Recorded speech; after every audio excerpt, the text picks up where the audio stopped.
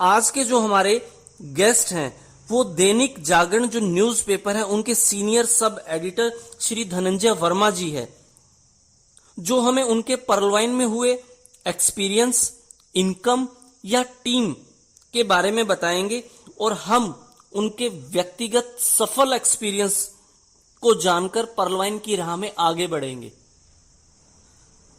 तो मैं इनवाइट करना चाहूंगा श्री धनंजय वर्मा जी को कि वो इस मंच पर अपने विचार शेयर करें हम सभी के साथ। जी बहुत बहुत नमस्कार, बहुत बहुत प्रणाम सबको, वरिष्ठ जनों को। और मुझे इस मंच पे बोलने का मौका दिया गया, इसके लिए मैं अपने आप को खुशनसीब मानता हूँ। और जितना वेलकम, जितनी तारीफें मेरे लिए की जाती हैं, दरअसल अभी मैं अपने आप को उस योग्य नहीं समझता हूँ। और मैं दूसरों को भी एक बात कहना चाहूंगा कि तारीफें तो मिलेंगी जब आप काम करेंगे, लेकिन इसमें उलझना नहीं है ना। ये हमारे काम का बाय प्रोडक्ट है, हमको अपना काम करते रहना है, हमें इसमें उलझना नहीं है।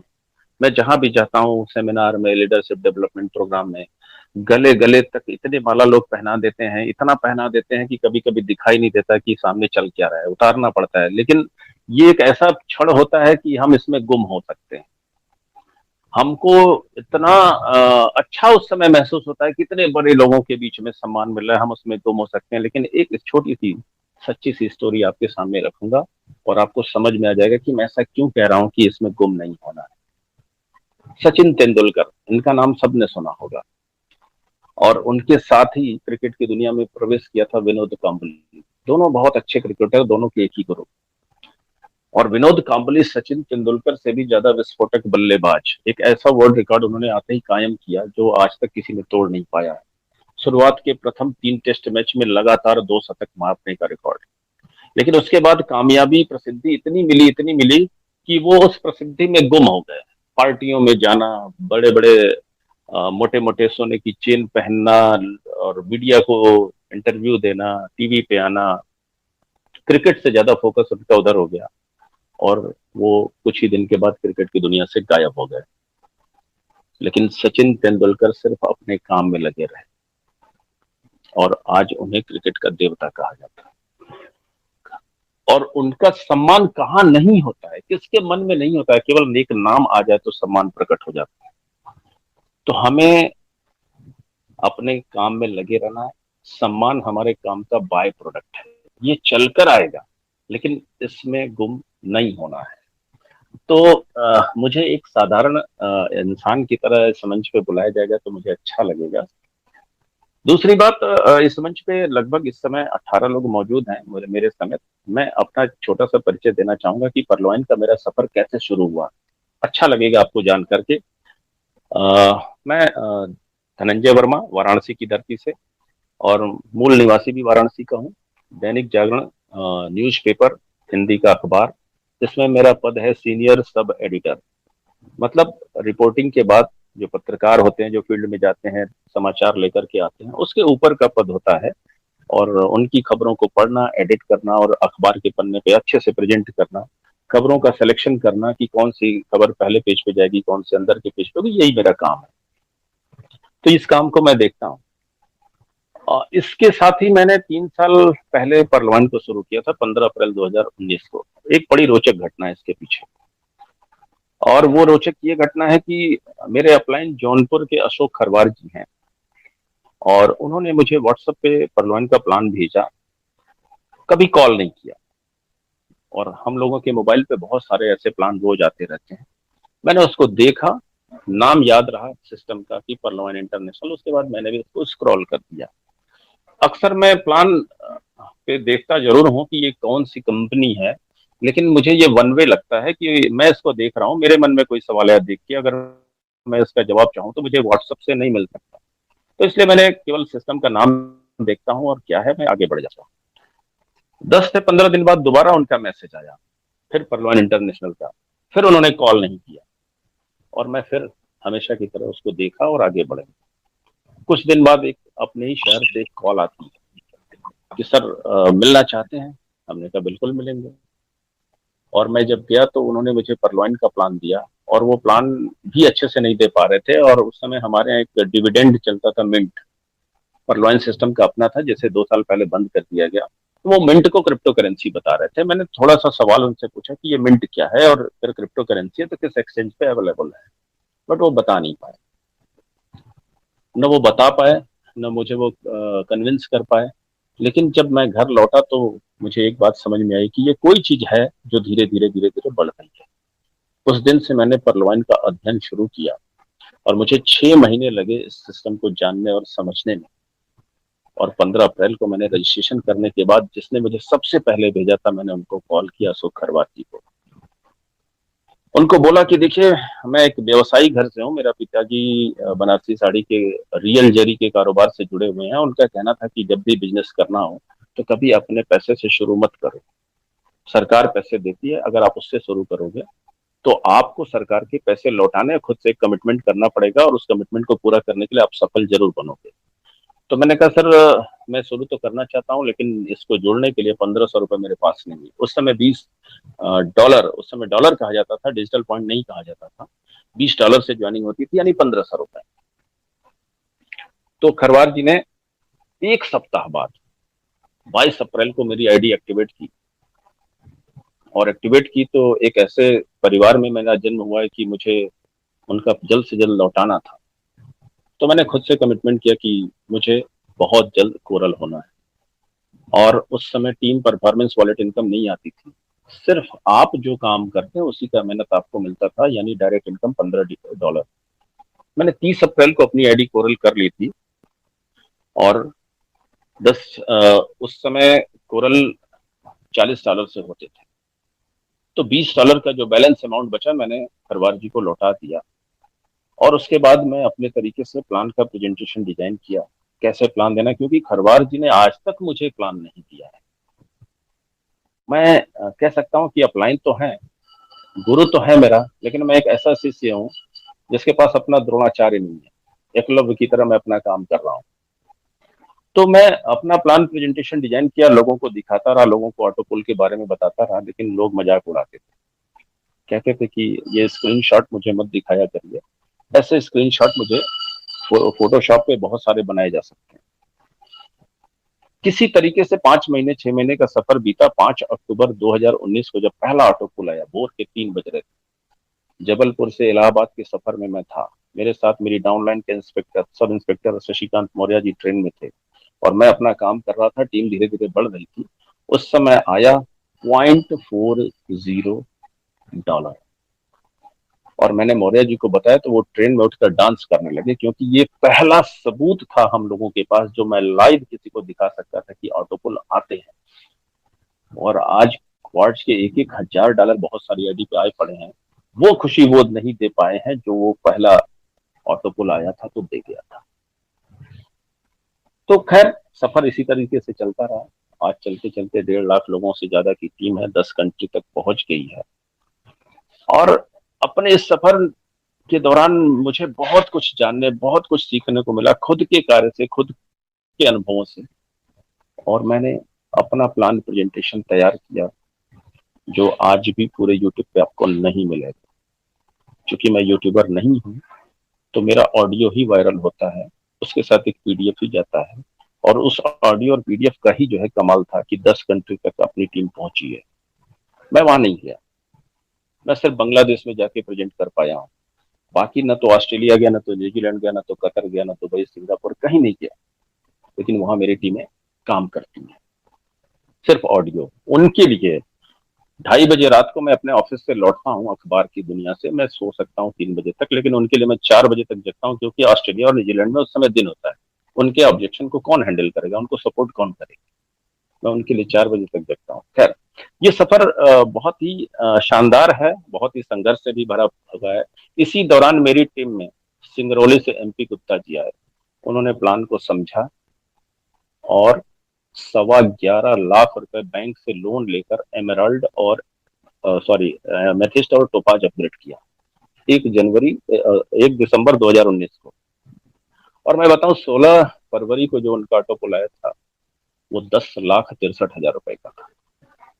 मेरे से भी ज्यादा बड़ी इनकम उनके पास आज होती है। एक टॉपिक था ना कि बाद में आने वाला बहुत ज्यादा सफल नहीं होता। ऐसा नहीं है, हमारे सिस्टम में बाद में आने वाला भी सफल हो जाएगा। उसको समझ में आनी चाहिए कि ये सिस्टम है क्या। उनके पास श्रम नहीं था, उनके पास लोग नहीं थे, उनको समझ में आ चुका था, पैसे भी नहीं थे, बैंक से लोन लिया और एमेथिस्ट और टोपाज किया। मैं आज भी क्वार्ट्ज रैंक पे हूँ। मेरी 3-3 आईडी क्वार्ट्ज है, लेकिन उनकी एक आईडी टोपाज है, 6 आईडी क्वार्ट्ज है। और मुझसे बड़े पैसे उनके पास आते हैं क्योंकि वो कैलकुलेशन को समझ चुके थे, ऑटो पुल का जादू समझ चुके थे। लेकिन कोई बात नहीं, हम सबके पास पैसे आएंगे। परलवाइन हम सबको अमीर बनाएगा, इतना धनाढ्य बनाएगा जिसकी आप कल्पना भी नहीं कर सकते। लेकिन डाउट है सिर्फ एक बात पे, कि आप अमीर बने रहेंगे। आप अमीर बने रहेंगे, इस बात पे डाउट है। क्योंकि हम अमीर बनना चाहते हैं, लेकिन अमीरी की हमारी आदतें ही नहीं। अमीर बने रहने का जो अंदाज होते हैं, जो गुण होते हैं, जो लक्षण होते हैं, वो हमारे में है ही नहीं। हमारे लाइफ में इतने लीकेज हैं, इतने लीकेज हैं कि पैसा कब निकल के लाइफ से चला जाएगा हमें पता भी नहीं चलेगा। फॉर एन एग्जाम्पल, एक बड़े से ड्रम में बड़े फोर्स के साथ हम पानी भर दें, लेकिन उसमें एक होल कर दें, एक कांटी के बराबर, कील के बराबर, रात भर में पानी निकल जाए। ऐसे ही हमारी लाइफ में लीकेज भरे पड़ रही है। जिंदगी ईएमआई पे चल रही है। किसी को मोबाइल का ईएमआई देना है, किसी को गाड़ी का ईएमआई देना है, किसी को मकान का देना है, किसी को न जाने किस किस चीज के। क्योंकि हमने कभी ये सिद्धांत अपनाया ही नहीं कि सेविंग से जो बच जाए उसे खर्च करें। हम क्या करते हैं, खर्च से जो बच जाए उसके बाद सेविंग की सोचते हैं, और कभी बचता ही नहीं है। आने वाले पैसे को भी हम लोन पे डाल देते हैं, ईएमआई पे डाल देते हैं। अमीर हम बने रहेंगे, ये सोचने वाली बात है। वो बनाएगा, पटलवाइन हमें अवश्य बनाएगा। तो हमें आज से, अभी से अमीर कैसे बना रहना है, इसके फॉर्मूले पे काम करना शुरू कर देना चाहिए। क्योंकि लोग आपको डरा डरा कर आपसे पैसे लेकर जाएंगे। चार्टर्ड अकाउंटेंट इस बात को कहकर डराएगा कि इतने पैसे कहां से आए, ये तो गवर्नमेंट जब्त कर लेगी। आप कहेंगे कि सर कुछ करिए, बड़ी मेहनत से कमाए। कि सर इसको बचाने के लिए तो आपके 80% पैसे चले जाएंगे, लोगों को सेटिंग करना पड़ेगा, और बहुत बड़ा पैसा वो डरा के आपको ले जाएगा। लेकिन चार्टर्ड अकाउंटेंसी के सारे एक्ट जो है ना, ऑनलाइन है, आप पढ़ के बच सकते हैं। 30% से ज्यादा टैक्स देने की जरूरत नहीं पड़ेगी। पैसे फ्यूचर में आएंगे, लोगों के आ रहे हैं। कल आया एमरल्ड का, मेरी टीम में आया, उन्होंने तुरंत क्वार्ट्ज किया, किसी ने एमेथिस्ट किया, समझदारी दिखाई। पैसे आ रहे हैं, पैसे आएंगे। एक टॉपिक था आज का, खुद पे, खुद को किसी से कमजोर न समझ। एकदम बहुत ही अच्छा, बहुत ही प्यारा टॉपिक। इंसान को जन्मजात मोटिवेशन से भर के ऊपर वाला भेजता है, हर इंसान। खुद को जरा गौर करिए, जब आप 2 साल के थे और आपको बोलना नहीं आता था, आप पैर और हाथ दोनों से चलते थे, लेकिन आप हमेशा दूसरों को देखते थे कि वो तो पैर से चल रहा है। आपको एक बार माता पिता ने, या फिर बुआ ने, मौसी ने, किसी ने खड़ा करके पैरों पे चलाने की कोशिश की, आपको अच्छा लगा। वो उन्होंने एक बार किया और वो अपने काम में बाद में मशगूल हो गए, और आप बार बार चलने की कोशिश करते रहे, बार बार गिरते रहे, बार बार चलने की कोशिश करते रहे, बार बार गिरते रहे, और तब तक चलने की कोशिश नहीं छोड़ी जब तक चलना आ नहीं गया। तो दुनिया को आपने उसी समय मैसेज पहली बार दिया था जब आप बोल भी नहीं पाते थे, कि किसी काम को तब तक करते रहो, तब तक करते रहो जब तक उसमें आप सफल ना हो जाओ। और ये मैसेज आपने सबसे पहले अपने माता पिता को दिया था। जन्मजात, जन्मजात मोटिवेशन से भरे पड़े हैं। आप अपनी 5 उंगलियों को गौर से देखिए, क्या सब एक समान है? नहीं, सब अलग अलग आकार में हैं। लेकिन जब ग्रिप आप बनाते हैं, सब एक सतह पे आके जुड़ जाते हैं, और तब बनती है ताकत, और तब आप बड़े से बड़ा काम कर लेते हैं। यानी एक लीडर का गुण भी आप में भरा पड़ा है। आप एक अच्छा लीडर तभी बन सकते हैं जब हर तरह के लोगों को साथ लेकर चलने का हुनर आप में हो, और ये संदेश आपके हाथों की उंगलियां आपको देती हैं। मुझे अभी कल ही मैं प्लान दे रहा था, प्लान देना मेरा पसंदीदा मतलब काम है। कल मैं प्लान दे रहा था, एक सज्जन थे, एजुकेटेड थे, उनको सारी बात समझ में आ गई। बोले सर सब तो ठीक है, लेकिन मैं काम नहीं कर सकता। हमने कहा आप दुनिया का सबसे बड़ा झूठ बोल रहे हैं कि आप काम नहीं कर सकते। आपने जो ये शब्द बोले हैं, इसमें आपके शरीर के दो अंग इन्वॉल्व हुए, एक आपका दिमाग जिसने ऐसा सोचा और एक जुबान जिसने ऐसा बोला। अगर आपके इन्हीं दो अंगों की बात बाकी अंगों ने मान ली तब क्या होगा? आपके हाथ ने अगर मान लिया कि चलो मैं भी काम नहीं करता हूं, सर आप भूखे मर जाएंगे या फिर जानवरों की तरह आपको खाना पड़ेगा। आपके पैरों ने अगर इस बात को मान लिया तो सुबह फ्रेश होना भी आपके लिए मुश्किल हो जाएगा। और आपके दिल, किडनी और फेफड़े ने अगर ये बात मान ली तब क्या होगा? अपने आप को देखिए, आपको ऊपर वाले ने काम करने के लिए बनाया है। एक किसान जब खेत में काम करता है तो 70 साल की उम्र में भी सिर पे बोझ लेके चल देता है। उसको कभी डायबिटीज नहीं होती, उसको कभी ब्लड प्रेशर नहीं होता, उसके तोंद को निकले हुए मैंने नहीं देखा। स्वस्थ रहता है, मेहनत करता है, शरीर को कष्ट मिलता है मेहनत करने में। एक इंसान शहर का जिम में जाके जब वो बेंच प्रेस करता है, डंबल उठाता है, बहुत सारे काम करता है, शरीर को आराम मिलता है क्या? लग्जरी आती है उससे? शरीर में कष्ट जाता है, फिर भी शरीर स्वस्थ रहता है। आपको स्वस्थ रखना है तो श्रम करना पड़ेगा। कंफर्ट जोन में सिर्फ बीमारियां आती हैं और असफलता आती है, और कंफर्ट जोन से बाहर निकलेंगे तो स्वस्थ भी रहेंगे और सफल भी रहेंगे। सफलता की बहुत बड़ी दुश्मन है कंफर्ट जोन, बहुत बड़ी दुश्मन। तो अपने आप को दूर रखिए इससे वाला। और आप कहते हैं काम नहीं कर सकते। अच्छा, क्यों काम नहीं? ऐसा क्या है आप में काम नहीं कर सकते? मैंने उनसे कहा कि आप अपने शहर में सबसे ज्यादा निरीह, सबसे ज्यादा गरीब किसी न किसी व्यक्ति को तो आपने देखा होगा, एकदम से निरीह, पढ़ा लिखा भी नहीं होता है, अशिक्षित भी होता है, काला कलूटा भी होता है। ऐसे बहुत सारे लोगों ने अपने शहर में देखे ही होंगे, हर हाल में देखे होंगे। अगर ऐसे एक इंसान की एक बिटिया पैदा हो जाए, क्या लगता है वो ऐश्वर्या राय जैसी सुंदर होगी? वो भी उसके ही जैसी होगी, उसके डीएनए में, उसके जीन में वैसी वही चीजें ट्रांसफर हुई हैं। अब वो बड़ी होगी तो उसका पिता उसको शादी करेगा कि नहीं करेगा? उसके लिए लड़का ढूंढेगा, लड़का आएगा, उसको देखेगा, बोलेगा ये तो अशिक्षित और अनपढ़, बहुत कुरूप भी, उसको रिजेक्ट कर देगा। पिता क्या करेगा? शादी नहीं करेगा, वो उसके लिए दूसरा लड़का ढूंढेगा। और दूसरा लड़का भी रिजेक्ट करता है किसी वजह से, तो तीसरा ढूंढेगा, तीसरा रिजेक्ट करेगा, चौथा ढूंढेगा, और तब तक ढूंढेगा जब तक उस बिटिया की शादी हो नहीं जाती। ये है उसके अंदर का लीडरशिप गुण। अपनी आईडी को अपनी बिटिया मान लीजिए, ज्वाइनिंग आएगी। मान लीजिए आप काम करने के लिए बने, काम न करने से, काम न करने जैसा चीज इस दुनिया में होता ही नहीं है। परलवाइन आपको अमीर बनाएगा, लेकिन काम न करने की आदत आपको गरीब बना देगी। तो काम करना सीखना चाहिए। और काम भी कितना करना है, वो 8 घंटे जाके हम जो मेहनत करते हैं उतना क्या? अपने प्लान को ध्यान पूर्वक देखिए, ध्यान पूर्वक उसको देखिए, उसको रिसर्च करिए, उसके एक एक पहलू पर। एक एग्जाम्पल मैं हर जगह देता हूँ जर्नलिस्ट होने के नाते। वो एग्जाम्पल इसलिए देता हूँ कि वो लोगों को समझ में आसानी से आती है। आपके साथ कोई घटना हो जाए सरेआम सड़क पे, क्रिमिनल एक्टिविटी, तो आप उसका शिकायत दर्ज कराने के लिए थाने में जाएंगे ही जाएंगे, एक एफआईआर कराएंगे। पुलिस वाला क्या बोलेगा? सर तहरीर दे दीजिए, एक एप्लीकेशन दे दीजिए। आप एक पेपर और एक पेन उठाते हैं और आपके साथ जितनी भी घटनाएं घटी होती है, जिस क्रम में घटी होती है, लिखते हैं और पुलिस वाले को दे देते हैं। आप यहीं पे अपना केस हार चुके हैं।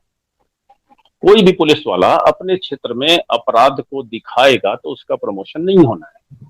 तो वो ऐसी धाराएं आपके केस में लगाएगा जिसमें आपकी हार सुनिश्चित है।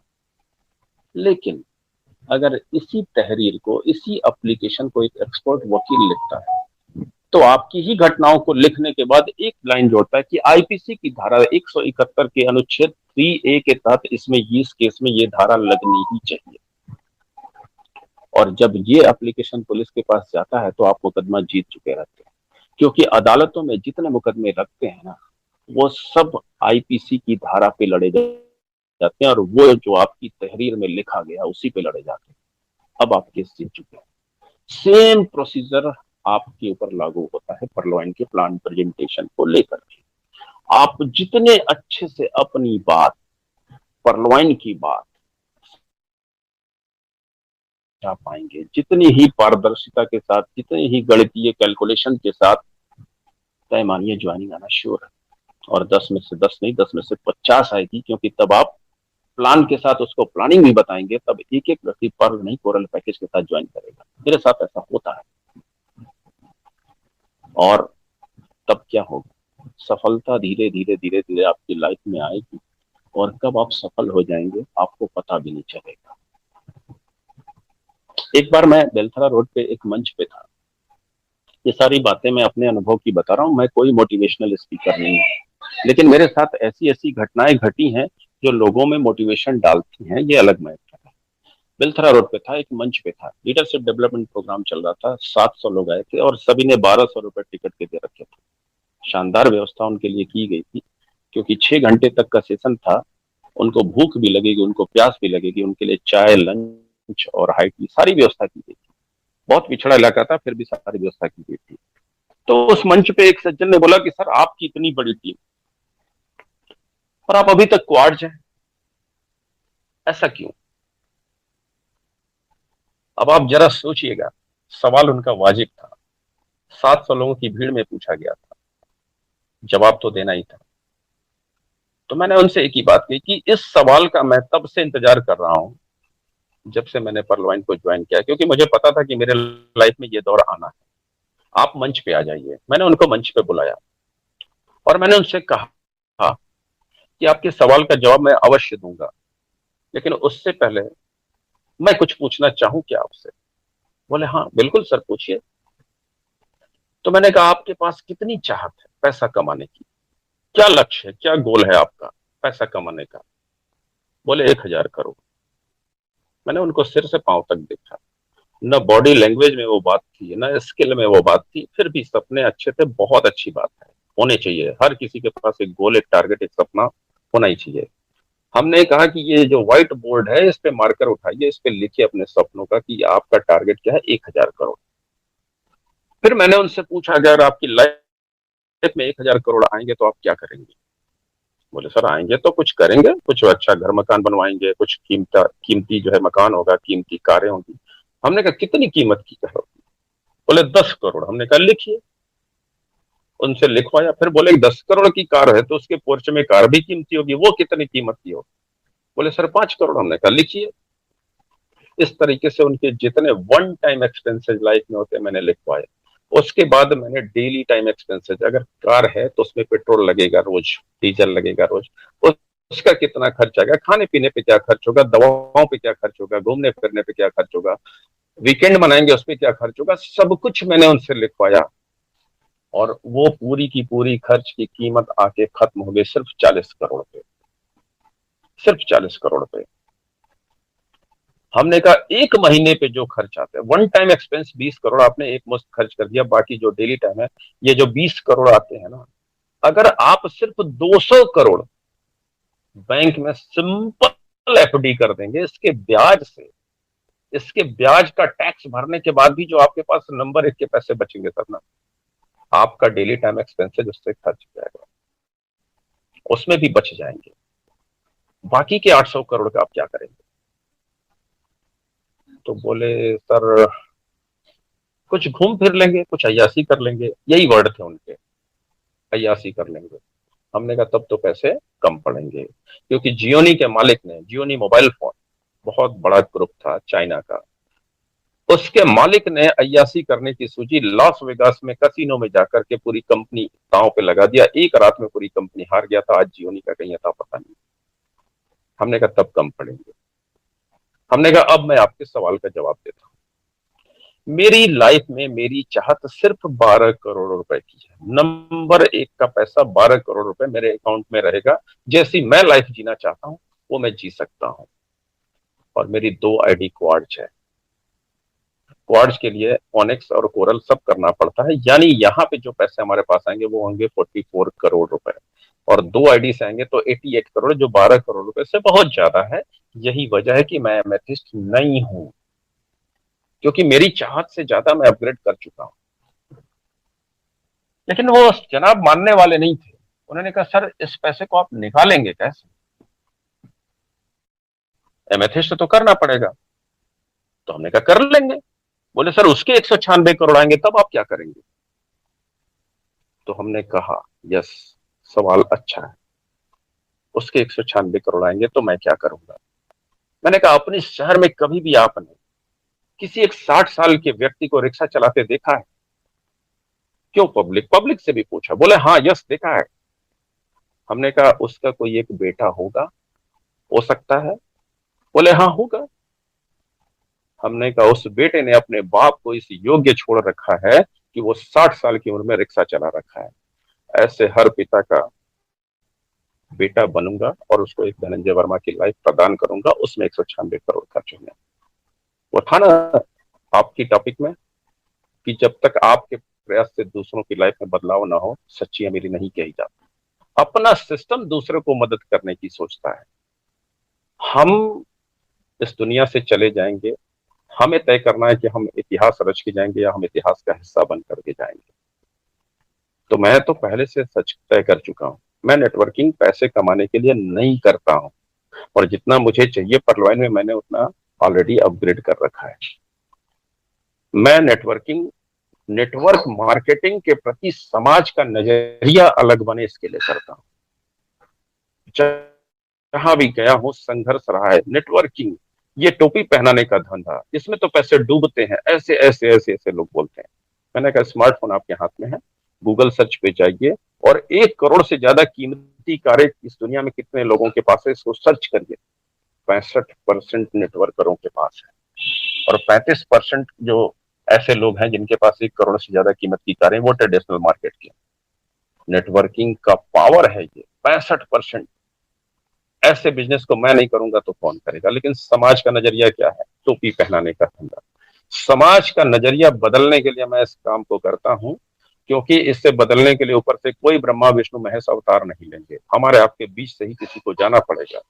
और मैं चाहता हूं कि जब तक समाज का नजरिया बदल ना जाए, यानी एक पिता अपनी बेटी का रिश्ता ढूंढने अगर बाजार में निकले, मार्केट में निकले, समाज में जाए, तो वो doctor, engineer, management expert, trainee, scientist नहीं, अगर उसको नेटवर्कर मिल जाए तो इन सबको रिजेक्ट करके बोले कि यस मुझे नेटवर्कर ही चाहिए। जिस दिन तक वो नजरिया नहीं मिलेगा मैं आप ये काम अपना करता रहूंगा। और मैं आह्वान करता हूँ इस मंच के लोगों को कि आप भी इस चीज के लिए काम करिए। पूरी दुनिया में नेटवर्क मार्केटिंग की बराबरी करने का किसी दूसरे व्यवसाय की हैसियत नहीं। क्या कोई भी व्यवसाय दुनिया का सारे बेरोजगारों को रोजगार दे सकता है? नेटवर्क मार्केटिंग दे सकता है। क्या कोई भी व्यवसाय शुरू करते समय हम 10 लाख, 20 लाख, 15 लाख रुपए लगाते हैं अरबपति, करोड़पति बनने के लिए, और रिबन कट सेरेमनी तक हमें यह पता नहीं होता है कि हमारा ये धंधा चलेगा या नहीं चलेगा। लेकिन हमारे सिस्टम में कोई 2250 लेकर के आता है तो लखपति बनने नहीं आता है, करोड़पति से बनने से कम का सपना नहीं होता है। ये है नेटवर्क मार्केटिंग, और वो बनाता भी है, वो बनाता भी है। कोई इसकी कोई अधिकारी नहीं, कोई बॉस नहीं, पूरी फ्रीडम। कोई अनपढ़ आए वो भी आ सकता है, कोई पढ़ा लिखा है वो भी आ सकता है। मेरी खुद की टीम में इंटेलिजेंस ब्यूरो के दो लोग हैं, पुलिस दरोगा, चार्टर्ड अकाउंटेंट, वकील कितने हैं मुझे खुद भी नहीं पता, सब हैं। आप आदमी कमाने के लिए काम करिए, पैसा बाय डिफॉल्ट आएगा। आप पैसा कमाने के लिए काम करेंगे, आदमी भी गुम हो जाएगा। इसलिए मैं बार बार एक बात कहता हूं कि आप अपनी डाउनलाइन का इनकम प्लान करिए कि उसका 1 लाख रुपए महीने की कमाई कब होगी।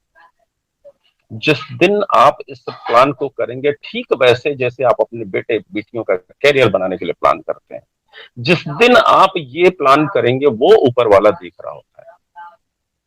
वो सोचता है कि ये काम मेरा है और कर तो ये बंदा रहा, तो फिर इसका काम कौन करेगा। और तब वो ऊपर वाला आपके लिए काम शुरू करता है, और अब आपको अमीर बनने से कोई रोक नहीं सकता।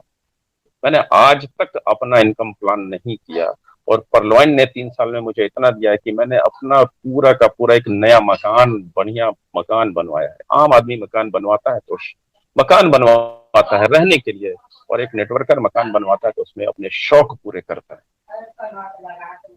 तो मैं अपना मकान बनवाया ताकि समाज को एक संदेश दे सकूं कि ये फील्ड भी इतना पैसा देता है कि आप वो मकान बनवा सकते हैं जो आप सामान्य बिजनेस करके, सामान्य व्यवसाय करके नहीं कर सकते।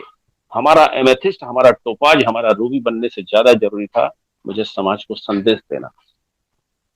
तो मैंने वो किया, और आपको जानकर आश्चर्य होगा, मैं एमराल्ड नहीं हूं। 1000 डीपी मैंने रखे थे बटन दबाने के लिए कि मैं भी एमराल्ड होऊंगा, लेकिन 24 घंटे में मेरी 5 डाउनलाइन के फोन आए, सर थोड़े थोड़े से कम पड़ रहे हैं। और उन्होंने बहुत काम किया, बहुत ऑनेस्ट है, बहुत मेहनत की है। दिल्ली से उमा शंकर जी, मऊ से खालिद भाई, सॉरी आजमगढ़ जीएनपुर से खालिद भाई, जौनपुर से महेंद्र जी, पटना से अजय जी, बनारस से नील रतन पाल, राजेश पांडे जी, ऐसे ऐसे लोग कल सर थोड़े थोड़े से कम पड़ रहे हैं। मैंने सोचा 5-6 लोगों की खुशियां दूं या खुद की खुशियां लूं, मैंने सबको दे दिया। और मुझे बड़ी खुशी हुई कि चंदौली के यशवंत जी भी उसमें से एक थे, जिनका 2 लेवल ऑटो पुल आया, 5040 डॉलर। और कल मैंने उनसे बात करके एक ऑडियो बनाया, वो ऑडियो पूरे इंडिया में वायरल हुआ। कई यूट्यूबर उस ऑडियो पे वीडियो अपना बना के उसको वायरल कर दिए। और बहुत ही सीधा साधा इंसान 2.5 साल तक अपने परिवार के लोगों के सवालों के जवाब नहीं दे पा रहे थे। बोलते थे कि ये क्या धंधे में लगा, जो पूरी लाइफ बर्बाद करके छोड़ेगा ये व्यक्ति। लेकिन जब कल 3,78,000 रुपए उनके खाते में गिरे ना, पूरे परिवार का मुंह बंद हो गया। तो ये है परलवाइन की ताकत। समझिए, पहचानिए खुद को, आप सब कर सकते हैं। मैं भी ऐसे ही था। हर व्यक्ति एक धनंजय वर्मा बन सकता है, उसके अंदर ये टैलेंट कूट कूट के भरा हुआ है। वो बनना नहीं चाहता इसलिए नहीं बन पा रहा है। आपकी अपनी तरक्की में आप स्वयं बाधक हैं, दूसरा कोई नहीं। बड़े बड़े सेमिनारों में मैं भी बैठ के दर्शक दीर्घा में सुना करता था मंच से, लेकिन मैंने एक गलती नहीं की। वो जो कहते थे मंच से, मैं उसको अपनी लाइफ में इम्प्लीमेंट करता गया। आज मेरा खुद का मंच है, लोग तालियां बजाते हैं। और जो इस कान से सुनकर उस कान से निकाल देते हैं, आज वो भी दर्शक दीर्घा में बैठे हैं और आज भी वो तालियां बजाते हैं। आपको तय करना है कि आपको करना क्या है। आप जो सपने देखे हैं उसकी गंभीरता, उसकी शिद्दत आपको महसूस होगी, दूसरे को नहीं। तो उसको पूरा करने के लिए लगना तो आपको ही पड़ेगा। अगर आपके हिस्से का भोजन मैं कर लूं, पेट आपका भर जाए तो कितना अच्छा होता है, लेकिन ऐसा नहीं होता है। अपने हिस्से का आपको ही करना पड़ेगा, कोई दूसरा इसके लिए नहीं आएगा। तो आप आइए, आप आगे बढ़िए। आप जुबान से जो बोल रहे हैं, कोशिश करिए कि सारे अंग वही बात माने। अच्छा बोलिए, सारे अंग अच्छा बात मानेंगे। और जो आपने कहा कि हम काम नहीं कर पाएंगे, अगर आपकी ही बात आपके शरीर के बाकी अंग मान लेंगे तो क्या होने वाला है आपका, आपको स्वयं पता है। तो ऊपर वाला वेलकम कर रहा है आपका, अरबपति बनाकर भेजा है, बोलता है तुम करो तो और दूंगा। और इंसान सोचता है वो दे तो मैं और करूं, अरबपति बना के भेजा। एक यही बात मैंने एक सज्जन से बोल दी, तो उन्होंने कहा कि सर भूखे मर रहे हैं और आप कह रहे हैं अरबपति बना के भेजा। उन्होंने कहा 50 करोड़ दिलवा दूंगा, अपने दोनों आंख दे दो। अब नहीं तैयार थे। बोले 25-25 करोड़ और भी दिलवा दूंगा, एक हाथ एक पैर दे। अब नहीं तैयार थे। अरबपति बना के भेजा और कहता है कि इनका इस्तेमाल करो। 2 हाथ, 2 पैर, 2 आंख, एक दिमाग, एक मुंह, 2 कान, इस्तेमाल करिए। कर रहा हूं मैं ना, आप भी करिए, वो बहुत देगा। वो कहता है कि आप करो तो मैं और दूं। इस सोच से एकदम बाहर निकल आइए कि वो दे तो मैं कुछ करूं। तो हम किस लिए बने हैं, हम क्यों बने हैं, खुद पे काम करिए, खुद को बदलिए। हमने 10 साल की अपनी लाइफ में झांकना चाहिए, हर व्यक्ति को। उसको अपनी 10 साल की लाइफ जो बीत चुकी है उसमें झांकना चाहिए, उसको देखना चाहिए कि उसने क्या कार्यशैली अपनाई है। क्या आज भी वही कार्यशैली में काम कर रहे हैं? अगर उसी कार्यशैली में काम कर रहे हैं तो वही रिजल्ट आज भी मिलने वाला है जो पिछले 10 साल से मिल रहा है। और क्या यही मेरे सपने हैं जो आज मिल रहा है? अगर नहीं, तो उस 10 साल की लाइफ को माउस के क्लिक से सेलेक्ट करिए और डिलीट बटन मार दीजिए। नए तरीके से सोचिए, बहुत जरूरत है इसकी, एकदम नए तरीके से, फ्रेश माइंड से। ये दुनिया में सबसे आसान काम पैसा कमाना है। गरीब घर में पैदा होना कोई अपराध नहीं है, लेकिन गरीब मर जाना दुनिया का सबसे बड़ा अपराध है, क्योंकि ये बताता है कि आपने अमीर बनने के लिए कोई प्रयास ही नहीं किए।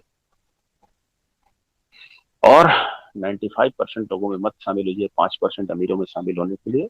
उनको जानिए, उनको सीखिए, उनको पढ़िए। मेरा सिर्फ एक ही बात है, एक ही मंत्र है कि रोज कुछ ना कुछ 15 मिनट आधे घंटे कोई ना कोई पुस्तक किताबें अवश्य पढ़िए। बिल गेट्स बहुत अमीर आदमी है, लोग कहते हैं उसके पास पढ़ने की भी फुर्सत नहीं है। मैं बता दूं, एक साल में 80 किताबें वो पढ़ता है। अमीर वो नहीं बनेगा तो हम बनेंगे। हमने कितनी किताबें पढ़ी हैं, अपनी लाइफ में झांक के दीजिए, देख लीजिए। आपसे बेहतर आपको कोई नहीं जानता, आपको जवाब मिल जाएगा। तो हमें नॉलेज लेना चाहिए। ज्ञान कभी धोखा नहीं देगा। लोग कहते हैं ना, अरे उन्होंने कहा तो मैं ज्वाइन कर लिया, मैं तो उनके विश्वास पे ज्वाइन कर लिया। मैंने कहा, वो कहेंगे 2+2 = 10 होते हैं, आप मान जाएंगे? बोले क्यों मान जाएंगे, 2+2 = 4 होते हैं। हमने कहा यस, क्योंकि आपने अपना एजुकेशन अपनी लाइफ में इम्प्लीमेंट किया, इसलिए आपको पता है 2+2 = 4 होते हैं। तो एजुकेशन नहीं धोखा देगा, लेकिन विश्वास करेंगे तो घात अवश्य मिल सकता है। एजुकेशन को अपनी लाइफ में इम्प्लीमेंट करिए, किताबें पढ़िए, लाइफ बदल जाएगी। कोई कठिन काम नहीं है दुनिया में। अगर कुछ कठिन है तो खुद को बदलना, और बदल दीजिए। ये आपके लिए चुटकियों का काम है। तो बहुत बहुत धन्यवाद जो आप लोगों ने इस मंच पे मुझे बोलने का मौका दिया। मेरी शुभकामनाएं सभी के साथ हैं। खूब मेहनत करिए। जिसको भी मेरी कभी भी जरूरत पड़े, किसी भी वक्त जरूरत पड़े, मुझे कॉल कर सकता है। बस शाम के 5:30 से रात के 2:30 के दिन का छोड़कर, क्योंकि उस समय मैं अपने ऑफिस में होता हूँ। रात के 2:30 से कॉल करनी है, 4 बजे भोर में तक बात करनी है, बिल्कुल करिए, बेहिचक करिए। मैं तैयार हूँ आपके सहयोग के लिए। धन्यवाद। जय पल्लवाई।